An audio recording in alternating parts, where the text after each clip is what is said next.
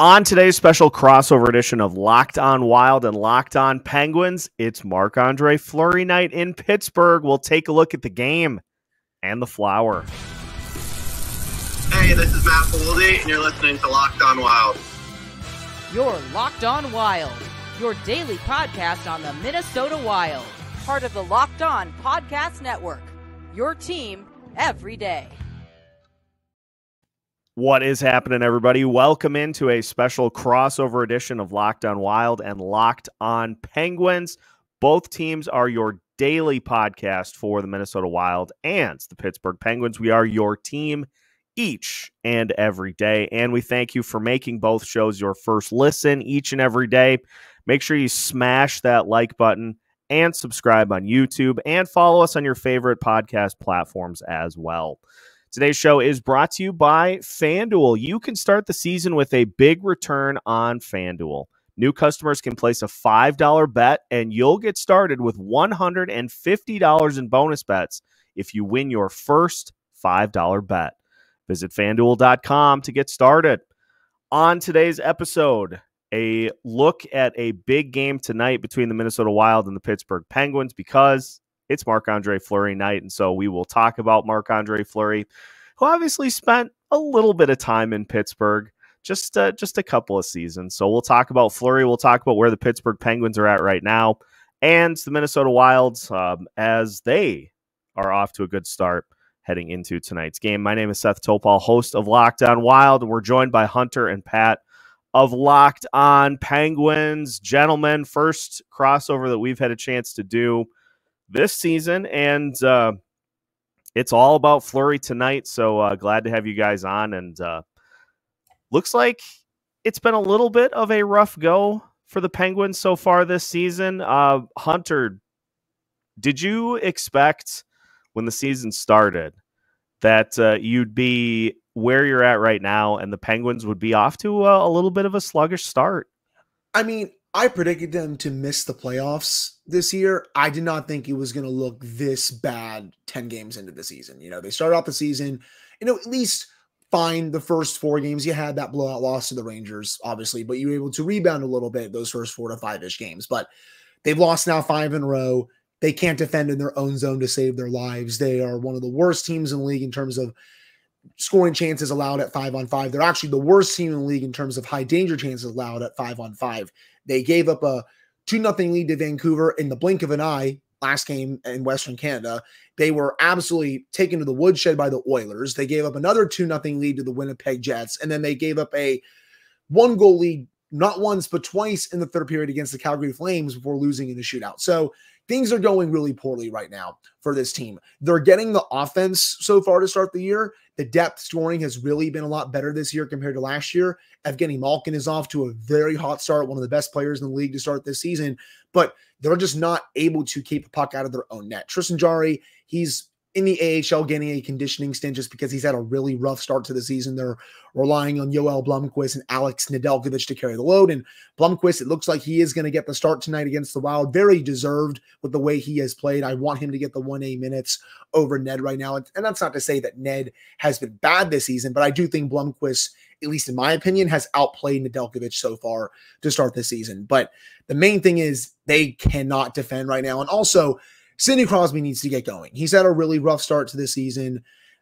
We've been saying it a little bit. At times, it feels like he looks disinterested. I mean, they're doing everything they can to get his line going. In practice on Monday, Seth, they have Evgeni Malkin, Rickard Rakell on his line. It's very rare when you see Evgeni Malkin play wing in the NHL. It looks like you might see that at least a little bit to start tonight because Crosby has been at least so down to start the season compared to normal. So definitely a lot more of a rough start than I thought. And again, you can lose games to better teams. Like, for example, the game against Toronto earlier in the season, Pat knows that, where the Penguins played fine. They just got beat by a better team. But you can't look lifeless in these losses that they have, especially in these last couple of games.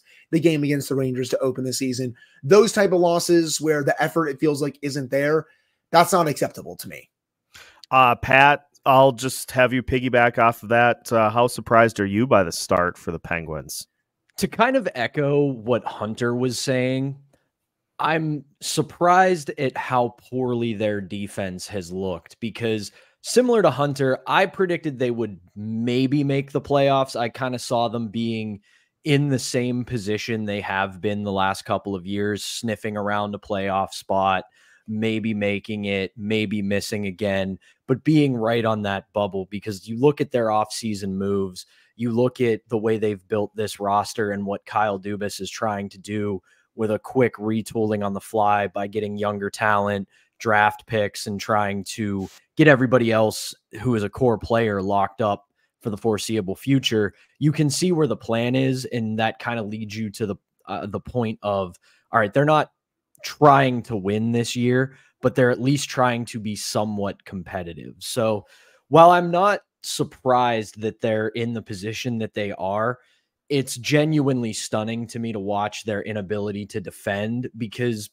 if there's been a hallmark of this team, especially under Mike Sullivan, it's that they have a system that they know how to play. It is ingrained within them. They have been doing it for a better part of a decade. And while there are some new faces here and there, the main players still mostly remain. So it's not as if they brought in a brand new roster, a ton of new faces, and everybody has to learn this and there's going to be growing pains. It's been genuinely painful to watch because, like Hunter said, offensive zone, the depth is showing up. They're getting goals from lower in the lineup. Evgeni Malkin's off to a phenomenal start, but as soon as the puck crosses the red line into their own zone and then to the blue line into their zone, you wince and just think, oh God, here it comes. And compound that with Tristan Jarry's struggles continuing, Alex Nedeljkovic being fine enough, but not really taking the reins. And Yoel Blomqvist has been in games where he plays really well, but he's getting no help in front of him. So what's it matter? It's a shocking start in how much they're struggling. But if you were to just open the standings page on NHL.com this morning, it wouldn't be all that shocking on its face. Hunter, let's talk about Sidney Crosby a little bit, because obviously, as you alluded to, he's off to a little bit of a slow start. 37 years old, inked the extension to stay through the 2026-2027 season. So is this just a bit of an off start, or are we starting to you see on your cell phone, Father Time is calling, you just don't want to take the call? Because you look at his numbers last year, he had 94 points, 42 goals. And so still obviously at 36, all cylinders running. What's up with Sidney Crosby this year? I think now that he's a bit older, since he's in a rut, it's going to take him a little bit longer to get out of it compared to, when he was 25, 26, 27, 28 and all that. It feels like, to me, at least so far this season, I haven't seen him look this disinterested, at times since the end of the Mike Johnson era, to be honest. It's looking that poor right now, just with the way he's playing in his own end. And I feel like offensively, it hasn't helped that his line mates have been kind of rotating throughout the season. He started with Anthony Beauvillier, who I think Beauvillier is okay, but he's not a top line winger at this point in the NHL. He's kind of had a pretty up and down start to the season. You have Brian Rust, who he's a bit banged up right now, but he's kind of had a little bit of an up and down start to the season. They finally put Rickard Rakell up there a little bit last game. Those two have worked really well together in the past. So they're doing any and everything right now to try and get Crosby going. And if this team wants to get back into it this season, they have no choice but to get him going. I mean, he is the engine that makes this team go. And it's unfortunate that Crosby's having this slow start, because Malkin is off to one heck of a start this season, well over a point per game. I felt like if Crosby was close to where Malkin is right now, I think they would have at least a couple more wins this season, but it is very imperative that they get him going here. Pat, one final one, Penguins wise, and then we'll switch and we'll talk about the Minnesota Wild, and you guys can pepper me with whatever questions come to mind. So, with the fact that this Penguins team's off to a slow start, but you've got Crosby locked in for the next few seasons, Where does Kyle Dubis need to take this roster? Where does he need to take this team for them to be able to contend with the heavyweights in the Eastern Conference? Well, I think that it's a tough gamble, right? Because you made the joke that is this Crosby's iPhone going off with Father Time calling, and I don't think that's so much the case. Similar to what Hunter said, I think it's a lot of frustration. We talked about this on our show yesterday with Jesse Marshall from The Athletic. You can tell that a combination of the poor defending and some of the defensemen on the team playing below the line, there's frustration seeping into his game. He's not getting clean looks. He's not getting passes into the zone. So that's hurting his game.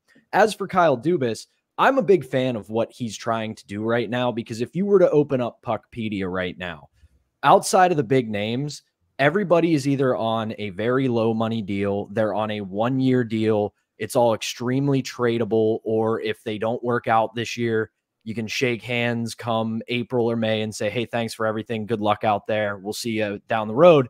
So for him to get this team back to where they want to go, he's done a good job in stockpiling draft picks, getting some younger talent within the system, and going into this next offseason, just continue with that plan. You know that a guy like Rutger McGroarty is hopefully going to take a next step and be NHL ready either by the end of this season or going into next. You've got a handful of guys in junior and the AHL who will look to take the next step.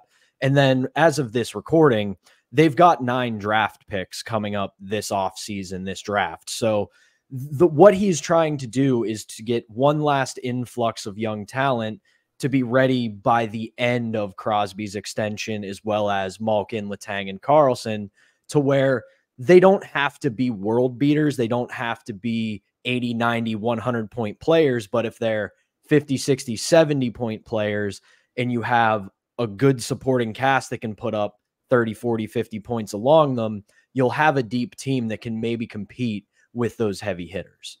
Yeah, and just looking at Puckpedia right now, remarkably clean books for this Penguins team, particularly 2026, 2027. So, yeah, you're spot on in that Kyle Dubis he's keeping the checkbook clean and giving himself a ton of options. We will switch gears and talk about the Minnesota Wild off to a 5-1-2 start. Don't worry, we'll talk plenty of Marc-Andre Fleury before we're done here today. All coming up as we continue today's crossover edition of Locked On Wild and Locked On Penguins after this.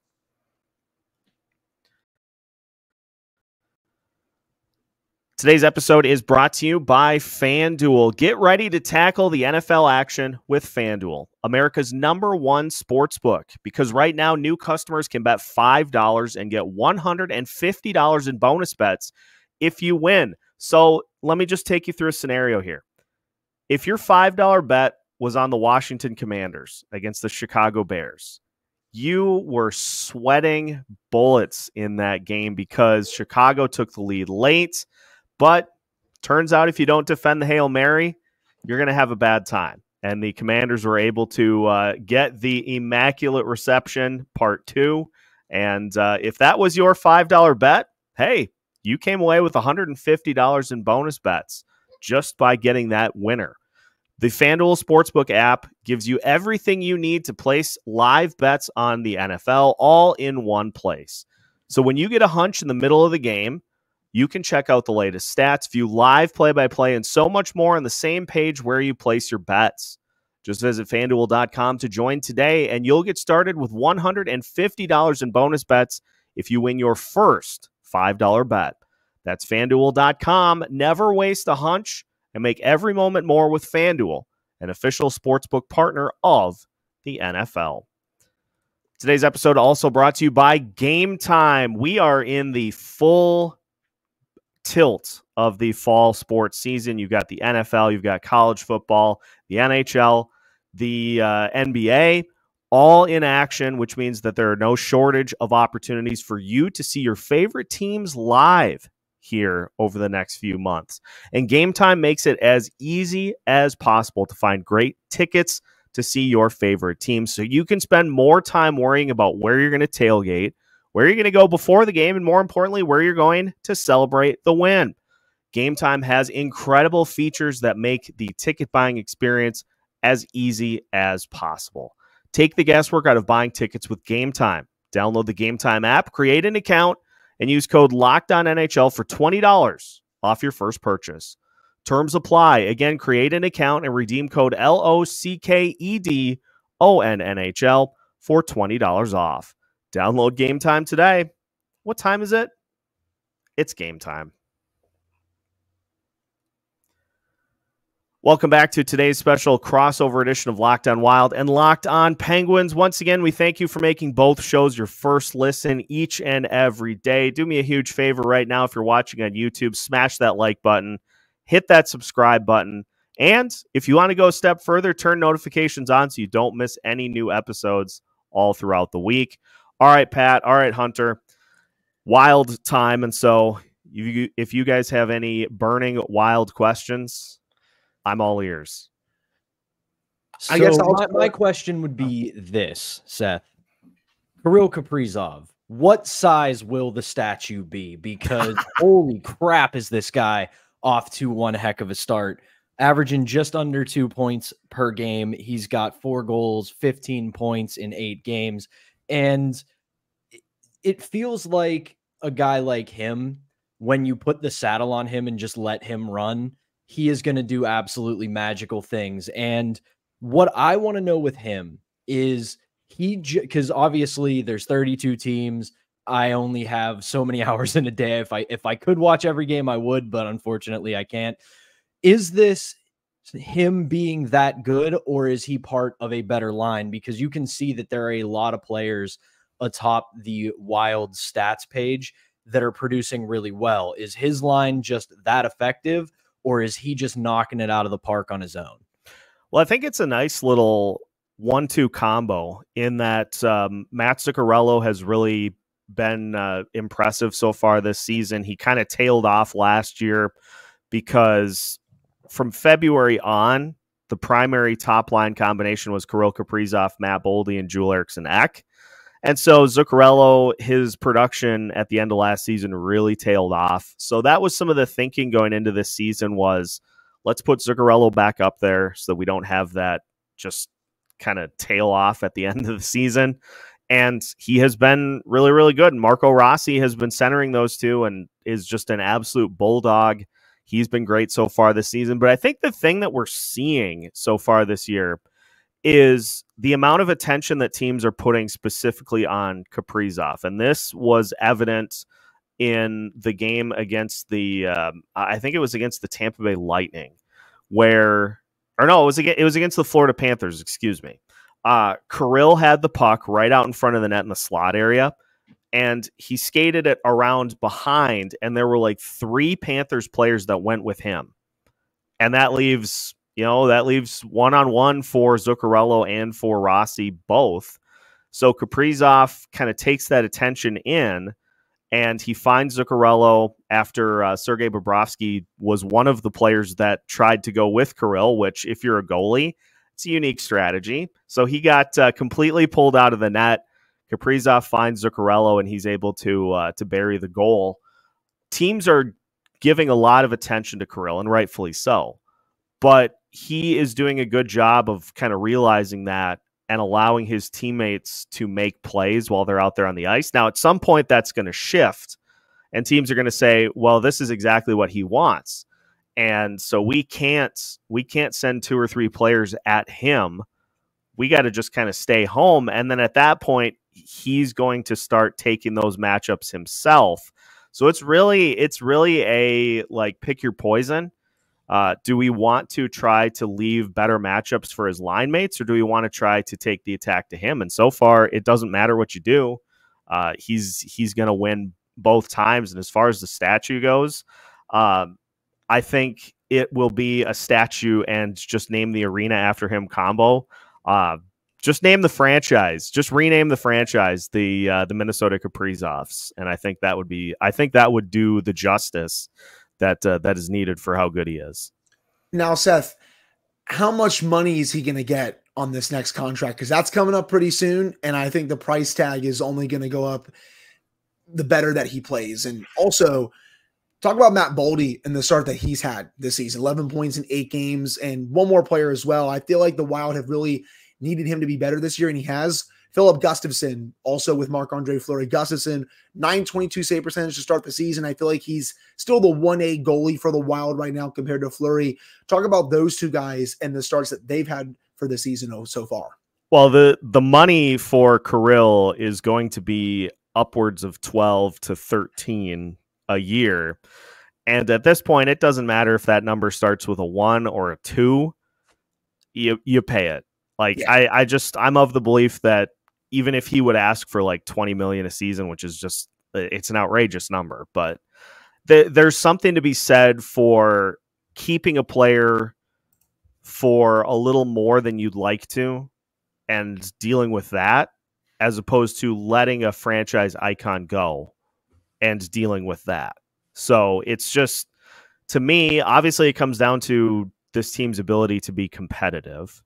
But if it's a simple, hey, we just got to beat this number by this other team, you do it. Like, I don't want to entertain a scenario in which the Wild say, well, we just didn't want to go that high for the salary. Like, no, we're not the Minnesota Twins, so don't worry about that. Now, as far as Matt Boldy goes, off to a great start this year, and is doing all the things that you would like to see from a young player. Boldy's 23 years old, is looked on to be, one of those key pieces for this franchise as they move forward. He's already got a 30-goal season under his belt. He had 29 goals last year. He got off to a pretty slow start, though, and was hurt. For the first 19 games of the season, he had 1 goal. After that, 28 goals in the final 56 games of the season. So he definitely turned it up. I think the Wild would like to see a little more consistent numbers for him as opposed to just cold and then not. But he's doing all the little things too, which I really like. He's really engaged in board battles. He is one of the best you'll see at keeping the puck alive and keeping it away from opponents. And so you mix all that stuff together, and it has led to just a really impressive start. And when we interviewed him, he talked about wanting to have those opportunities. I asked him point blank, how do you handle the expectation of being somebody that just has more opportunities put on his plate? And he says, bring it on, which is something that I really enjoyed to hear that from him. And it's showed so far this year that he's ready to rock, and he's playing really well. But I think, as you alluded to, the biggest difference between last year and this year has been the goaltending so far. And Philip Gustafson is a massive portion of that. He came into camp 13 pounds lighter than he was last year, because conditioning has been a little bit of an issue for him over the last couple of seasons. And so he came in and was in really, really good shape. And it seems like he's moving around in the crease much better, but he also, just the word that I've gone to over and over is decisive. He just has been really decisive with the puck up until the start against Philadelphia. But everybody has a clunker here and there. It's been great to see. And the hope is that he just can continue to, if it is that you have 4 or 5 really good games and then a little bit of a clunker, I think the Wild would take that, because last year it was like 2 good, 3 bad, 3 good, 2 bad, that kind of an uneven spread. And so if he can keep that going, this team is definitely going to be in the mix for a playoff spot. Yeah, the one thing I will say, and I obviously your listeners will know this because they're locked on Wild, just like our fans are locked on Penguins. I say this on our show all the time. You can only play the schedule that's put in front of you. You can't call the NHL and treat it like a restaurant and say, excuse me, sir, this competition's not good enough. Could you please bring me a harder game? You can only win the games that are in front of you. But you look at the teams that the Wild have put in the rearview mirror to start the year. St. Louis, fine enough. Columbus, we know what they're going through. But then Florida and Tampa Bay, and then Philly to Pittsburgh. In your estimation, and obviously it is still very early in the season, when you're getting these wins, you obviously want to stack them as early as you can to help you out later in the year. Is this team putting its name in a Western contenders list, or are they kind of coming up on that, or is this an aberration in your estimation from what you're seeing from this Wild team?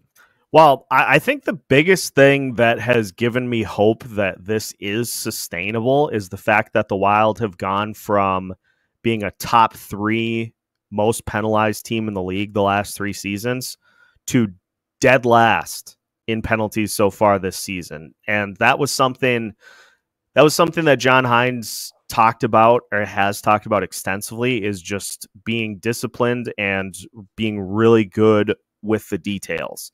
He obviously did a ton of work in training camp to instill that in this team. Like, we gotta be much more disciplined than we have been. And so far it has absolutely worked. Like, they have had games where they don't commit a single penalty, and I don't think they did that maybe once over the last 3 seasons combined, and they've already done that a couple of times so far this season. So if they can continue that disciplined play, and you're not gonna just string games together where you don't take any penalties, but there's a difference between having to go on the penalty kill 3 to 4 to 5 times a game to 1 to 2. It's a huge, huge difference. And if they keep that up, that gives me confidence that this team can compete for a postseason spot. The goaltending obviously has been really, really good. Which you're welcome. 2 former Penguins in that area. So, you're welcome. Yeah. Thank you guys a ton for all that. The 5-on-5 scoring, I think, is the one area that is going to need an upgrade.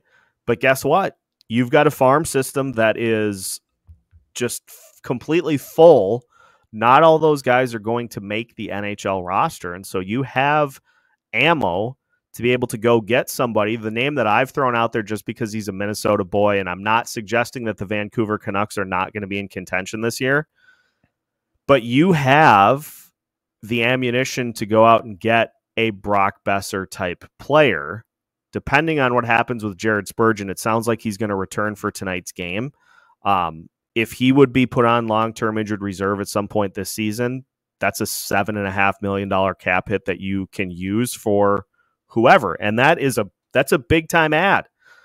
And it's just that feels like another way to kind of convince Kirill that you are serious about winning, is by this team being in contention at the trade deadline and going out and making a big swing and saying, all right, Kirill, we know we need to convince you that we're serious about winning. Take a look at this. So I feel like it is sustainable, because I think the Wild have prioritized the right things this season. It's just a matter of execution. And the execution's not going to be there every night, but can it be there more nights than it's not? Will be the key as to how this team does as the season unfolds. Well, let's switch to talking about the guy that everybody is going to be keeping an eye on here tonight. That, of course, being the goalie, the flower, Marc-Andre Fleury. We will talk about Fleury's long career. We'll share some memories of his play for both teams, as well as get you ready for tonight's matchup between the Wild and the Penguins. That's on the way after this. Today's episode of Locked on Wild and Locked on Penguins is brought to you by Prize Picks. Prize Picks is the best place to get real money sports action. With over 10 million members and billions of dollars in awarded winnings, Prize Picks has made daily fantasy sports accessible to all. You just pick more or less on at least 2 players for a shot to win up to 100 times your cash. Plus, Prize Picks is the only real money daily fantasy platform with an injury insurance policy. I lost Jordan Mason from my fantasy team on Sunday, and I ended up winning because the Pittsburgh Steelers defense did me a solid and had the punt return touchdown. But I was really sweating what now my entire bench of 6 is just all injured players. You wouldn't have to sweat that, though, with Prize Picks, because if your player leaves in the first half and doesn't return, Prize Picks keeps your lineup live. So download the app today and use code LOCKEDONNHL to get $50 instantly after you play your first $5 lineup. Again, download the app today and use code LOCKEDONNHL to get $50 instantly after you play your first $5 lineup. Prize Picks. Run your game. Final segment, the Flurry segment of today's crossover edition of Locked On Wild and Locked On Penguins. Once again, we thank you for making both shows your first listen each and every day. Make sure to check out tonight's game because all eyes are going to be on Marc-Andre Fleury. And so let's just start here. Pat, I'll start with you. What is your favorite from his days in Pittsburgh? What is your favorite Marc-Andre Fleury moment?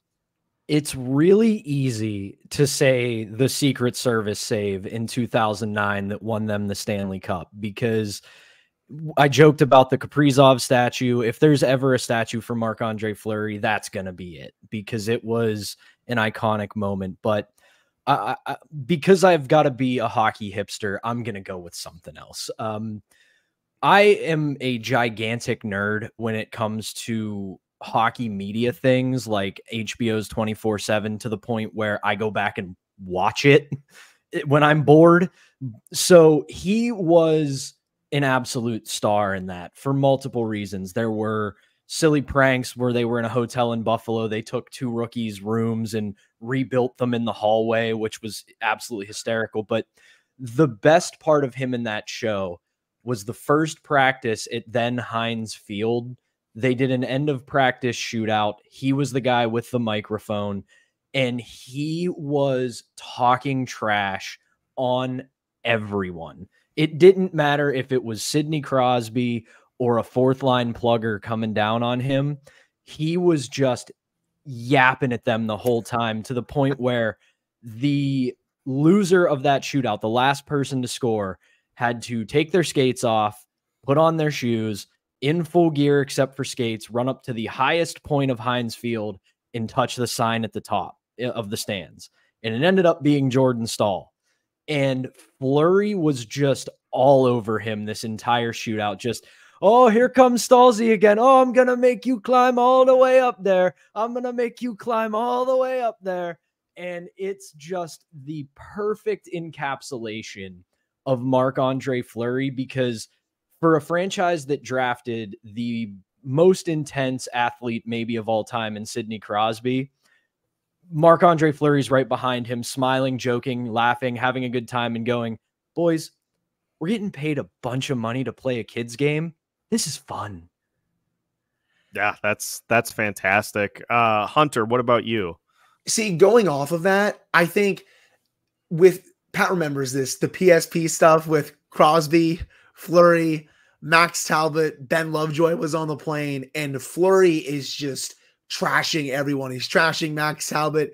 He's making fun of Ben Lovejoy for an injury on the plane that got really big because it swelled really badly. And that entire video was so freaking funny. He pranked Justin Schultz when he got traded here in 2016. That was hilarious. Obviously, I can bring up the save on Lidstrom. That's obviously would be a statue. But to that save on Alex Ovechkin 2017 is still forever ingrained in my memory. Just the way that he was able to stick his stick out, barely save it, and then just taunt him after. You're taunting the greatest goal scorer, at least in my opinion, to ever play in the NHL right after that. And then you go on to shut the Capitals out in that game. Just a remarkable performance from Fleury, especially after there were years where he was really bad in the playoffs for the Penguins.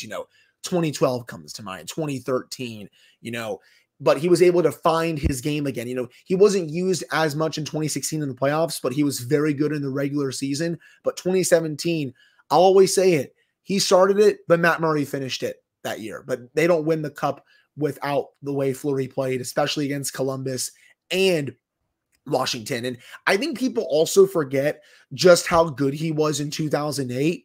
he was superb for the Penguins in the playoffs that year. You can easily make an argument that that is the best he's played in the playoffs. Honestly, I would subscribe to that argument with the way you look at his .933 save percentage, the way that you look at how Penguins really had no business going to 6 games against that Red Wings team, but Fleury made it happen in game 5 with the amount of saves that he made in those overtime periods before they won it in triple overtime to send it back to Pittsburgh. Fleury was so good throughout those playoffs, and it's going to be a very emotional night here at PPG Paints Arena. I'm going to be there with one of my friends. I'm sure this place is going to be rocking, even though the Penguins have had a rough start to the season. But Marc-Andre Fleury will forever be Penguins royalty.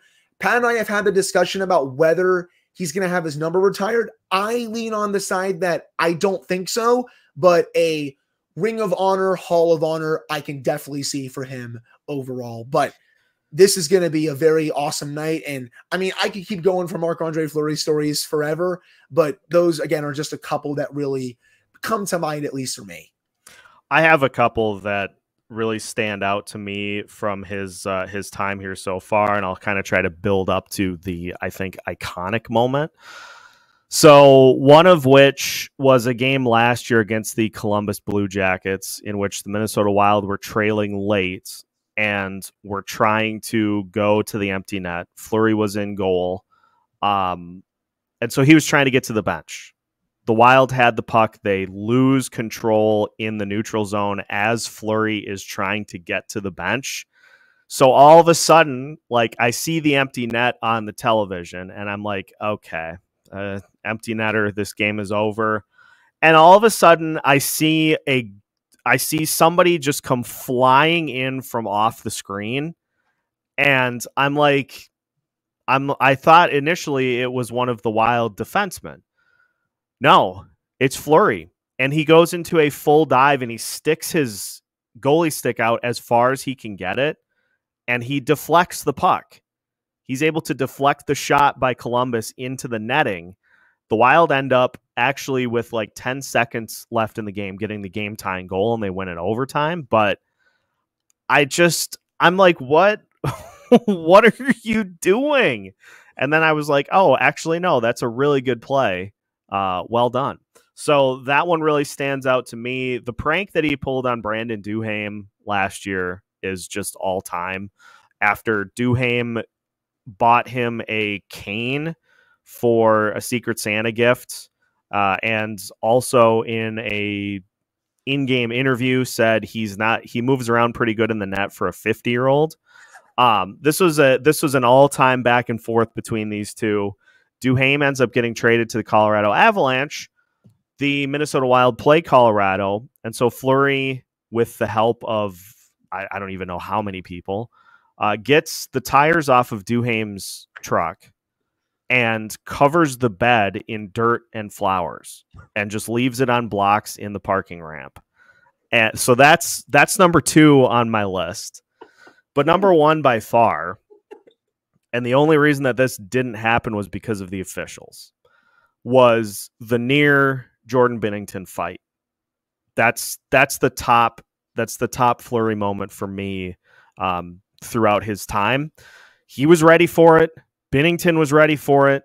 The officials just did not let it transpire, and I will forever be bitter about that, because you mean to tell me that that there were people that said, well, it's a good thing he wouldn't have won that fight. Please. Fleury would have absolutely wiped the floor with Jordan Bennington. I'm forever convinced of that. So those are a couple of moments that stand out to me. Obviously, the ultimate competitor, guy who just embodies what it takes to be good for a long time. I mean, still playing in his 40s, 21-year career.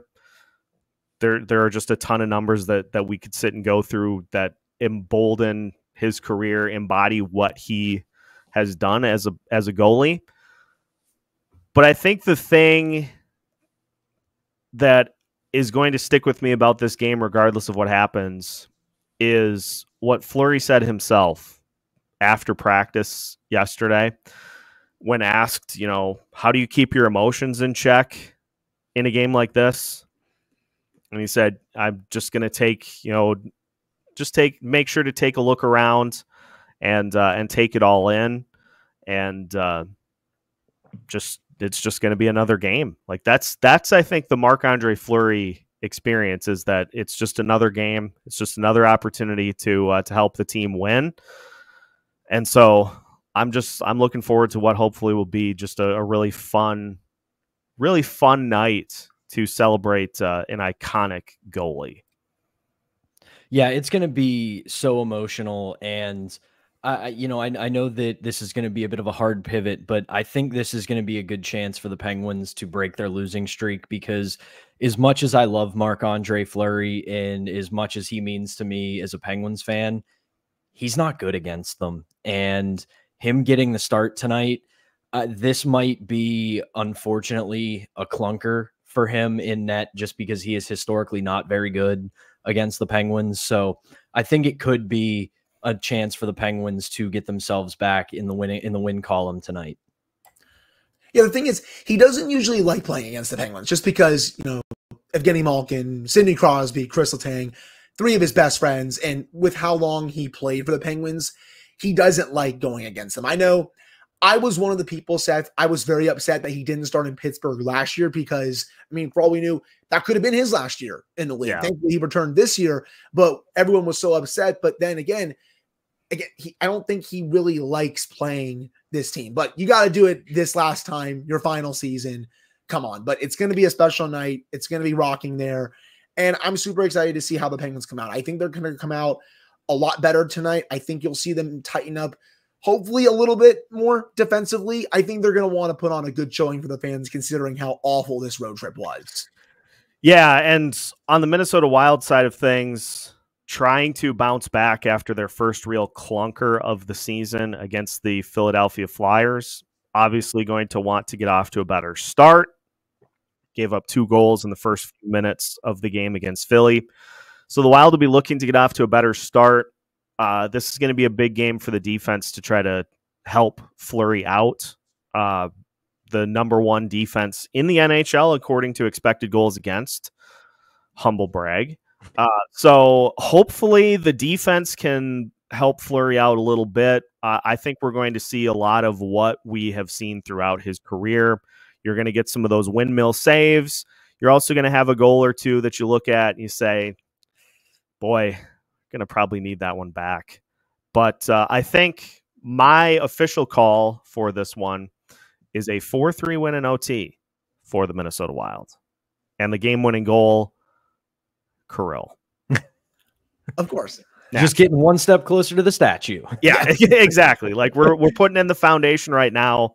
Next is the footings. So, fellas, great episode today. Thanks for hopping in to talk about this one, to talk a little bit about Marc-Andre Fleury, and we'll see how things go here tonight. Listeners, make sure, again, to hit that like button and subscribe if you're watching on YouTube. If you're listening on one of the many audio platforms, we appreciate having you along for the ride as well. Don't forget to leave a 5-star review on Apple, on Spotify. It helps with distribution of these shows tremendously.